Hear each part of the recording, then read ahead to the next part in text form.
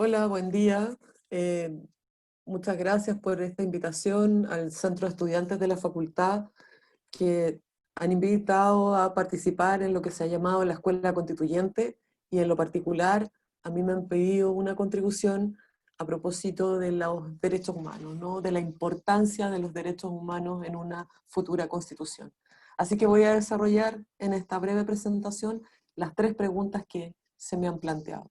La primera es, ¿cuál es la importancia de los derechos humanos para el proceso constituyente? Yo creo que antes de contestar aquí es bueno aclarar cómo entendemos la noción de derechos humanos. Y aquí vamos a entenderlo primero a partir de su conexión con la dignidad, con la idea de la dignidad de la persona humana. Y segundo, vamos a entender la noción de derechos humanos vinculada a aquellos derechos que se contienen en tratados internacionales, en la costumbre, en las normas del Jus Cogens internacional o de principios internacionales, ¿no? Entonces, esta idea de la importancia de los derechos humanos, en el fondo lo que nos está planteando es cuál es la importancia que puede tener todas estas fuentes del derecho, todas estas fuentes del derecho que están muy vinculadas a la dignidad de la persona humana en ese proceso, en ese futuro proceso constituyente. Son de la máxima importancia, ¿no? Eh, Sería interesante, no tenemos tiempo ahora, pero conversar sobre el valor que se atribuye especialmente en nuestros países, en países de la región latinoamericana, a la noción de derechos humanos, porque a partir de esta idea, de alguna manera se articulan también transformaciones dentro de la sociedad. Entonces, este derecho internacional genera obligaciones para los estados, obligaciones de desarrollar esos derechos, obligaciones para reconocer esos derechos. Y la cuestión de los derechos fundamentales es un asunto central, en el fondo, en la comprensión de la democracia, en la comprensión de la democracia contemporánea. Cuando uno estudia la Constitución siempre dice, bueno, las constituciones tienen un conjunto de principios en la parte inicial, un conjunto de derechos, un catálogo de derechos, y luego tienen también la organización del poder, el desarrollo de la organización del poder, cómo va a ser el poder ejecutivo, qué atribuciones tiene, ¿no? Cuáles son las atribuciones del Congreso, y la cuestión de los derechos humanos va a impactar en un asunto de estas tres cuestiones que yo he mencionado, particularmente relevante, que es el catálogo de los derechos. Tradicionalmente los derechos humanos además han sido muy importantes en los procesos de transición a la democracia, porque representan una especie de resguardo allí donde fallan, ¿no?, los contenidos o la protección de los derechos fundamentales desde la perspectiva interna, se activan también la protección internacional de los derechos humanos. Así que vamos a partir de la idea de que estamos hablando de un asunto central y estratégico. Son centrales y estratégicos también porque particularmente los derechos económicos, sociales, culturales y ambientales han tenido un desarrollo muy fuerte, muy adelantado en el derecho internacional, y esos derechos, esos desarrollos de estos derechos que son los derechos más, eh, diría yo, centrales en la discusión hoy día, en el proceso, momento político que vive nuestro país, los derechos económicos, sociales, culturales y ambientales, eh, van a impulsar mejoras o transformaciones en las definiciones que puede haber en el ordenamiento interno en torno a esos derechos. Entonces, sí, sí que son importantes. Segundo, me pregunta, la siguiente pregunta es, ¿de qué forma se incorporan o reconocen derechos humanos en la Constitución y en el ordenamiento nacional? Bueno, en una mirada muy clásica, los derechos humanos o el derecho internacional de los derechos humanos se incorpora en las constituciones contemporáneas, ¿no?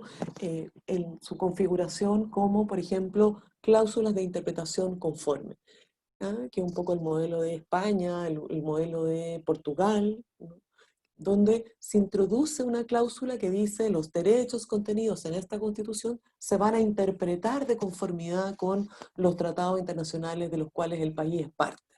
¿Mm? Y siempre hacer una referencia a la Declaración Universal porque no es un tratado, es una resolución, pero tiene un valor simbólico quizás mayor que cualquier de los tratados que se han ratificado hasta el día de hoy. Derecho internacional como una cláusula de interpretación conforme. Otra opción, la opción de Argentina, que constitucionaliza tratados internacionales, 10 tratados internacionales, en una reforma del año 94 de la Constitución, se traen al texto de la Constitución 10 tratados internacionales y se deja abierta la puerta para que en el futuro otros tratados que se ratifiquen con un quórum equivalente al de reforma constitucional puedan llegar a tener también ese valor, ¿no? Estar dentro de la Constitución. Es interesante el modelo argentino además, porque en el sistema de garantías que contempla la Constitución argentina, se extienden mecanismos de tutela no solo a los derechos que se contienen en la Constitución, sino también a los contenidos en tratados internacionales sobre derechos humanos. Así que yo diría que el modelo argentino es un modelo muy interesante de revisar, sobre todo porque es un país próximo con el que podríamos tener algunas ciertas identidades culturales, jurídicas, algunas proximidades. Es interesante también revisar toda la experiencia del nuevo constitucionalismo latinoamericano, las constituciones de Bolivia, de Ecuador, de Venezuela, de Colombia, que dan preeminencia al derecho internacional de los derechos humanos en el ordenamiento interno. Una preeminencia que no acaba de establecer con claridad cómo se ubican estos tratados o principios generales o normas del Ius Cogens respecto al derecho interno, ¿no? No se aclara si son iguales a la Constitución, por sobre la Constitución o por debajo. En principio podríamos entender que esa venencia se entiende incluso por sobre la Constitución. Ahora, no todos los tratados internacionales tienen esta característica, ¿no? Se dice que son aquellos tratados que contienen derechos de aquellos que no se pueden suspender, ni aún en situaciones excepcionales como la guerra. Podríamos hablar, por ejemplo, de las convenciones de Ginebra, que podrían cumplir esta característica. Y podríamos también adelantar una tercera fórmula, cuarta fórmula, dijimos, como cláusula de interpretación, podríamos decir como constitución, siguiendo el modelo de Argentina que constitucionaliza tratados, o siguiendo este otro modelo que es más genérico, dándoles, ¿no?, preeminencia en el ordenamiento interno. Pero todavía podríamos avanzar también en la idea de una incorporación de los tratados internacionales, de los principios y de normas de Ius Cogens a partir de una reconfiguración de los derechos fundamentales en la perspectiva de los tratados, ¿no?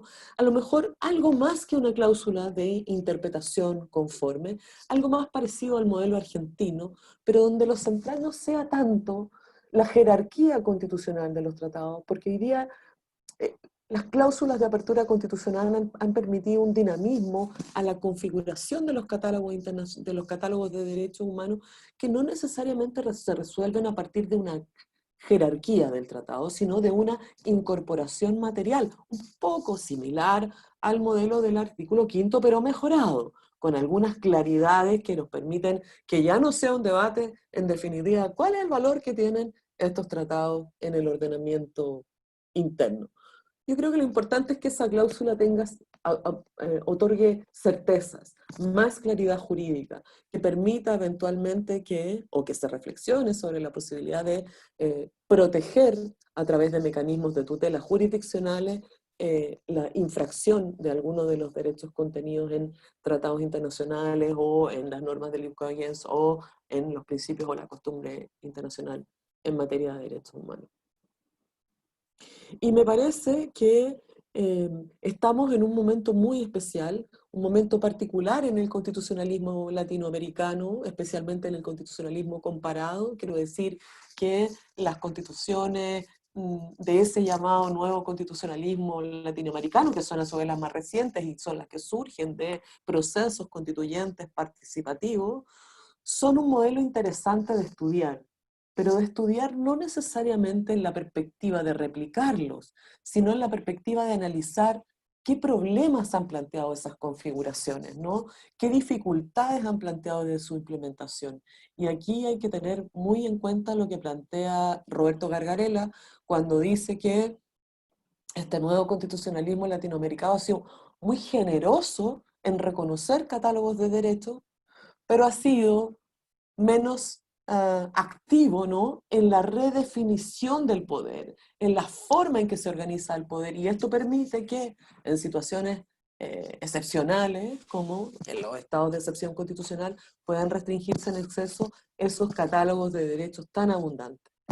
Me recuerdo mucho de un profesor, el profesor Díaz Picasso, Luis María Díaz Picasso, cuando yo hacía mi doctorado, que decía, ¿saben qué? No importa tanto tener tantos derechos, lo importante es que los derechos que tengamos sean bien protegidos, estén bien protegidos, bien asegurados. Y eso implica mecanismos de protección institucional, es decir, que tengamos instituciones que se encarguen de velar por el cumplimiento de esos catálogos de derechos, por ejemplo, un defensor del pueblo, que tengamos mecanismos de garantías de esos que se llaman jurisdiccionales, es decir, que las personas tengan un recurso al que recurrir cuando hay una privación, perturbación o amenaza en el legítimo ejercicio de algunos de los derechos y que tengan garantías normativas. Es decir, que el legislador sea, por definición, el responsable del desarrollo normativo de esos derechos y que eso impida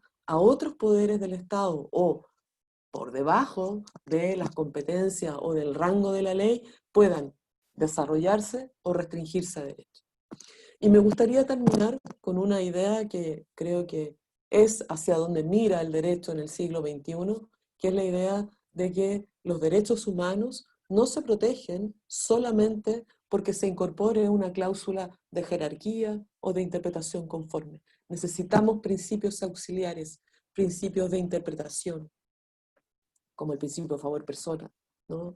Necesitamos el reconocimiento constitucional de la dignidad humana. A mí me gusta ahí la Constitución alemana, artículo 1, numeral 2, que habla de la dignidad humana como una cuestión infranqueable, ¿no? Irrenunciable, y que es deber del Estado promover y desarrollar a través de sus distintos poderes. Entonces, no nos quedemos solo en una cláusula, hay que tener una mirada sistémica, compleja, de cómo se deben incorporar los derechos humanos en la Constitución, sobre todo apuntando a su eficacia. No sirve tanto tener buenas declaraciones como declaraciones eficaces.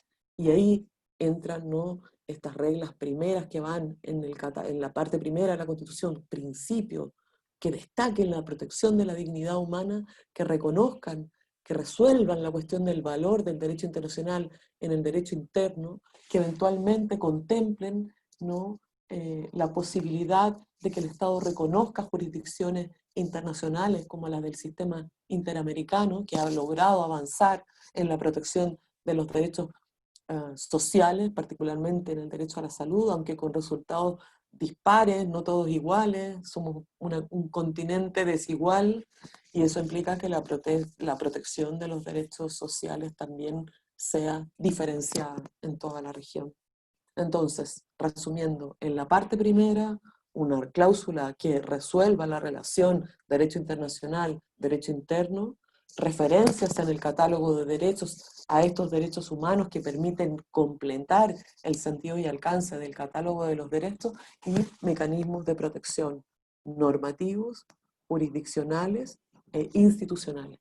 Me parece que a partir de ahí podríamos empezar a conversar de la importancia de los derechos humanos en el futuro proceso constituyente que todos y todas esperamos con gran ilusión y esperanza para las transformaciones que a todos nos interesan desde nuestros distintos ámbitos. Así que muchas gracias de nuevamente al Centro de Alumnos por esta valiosa invitación. Gracias.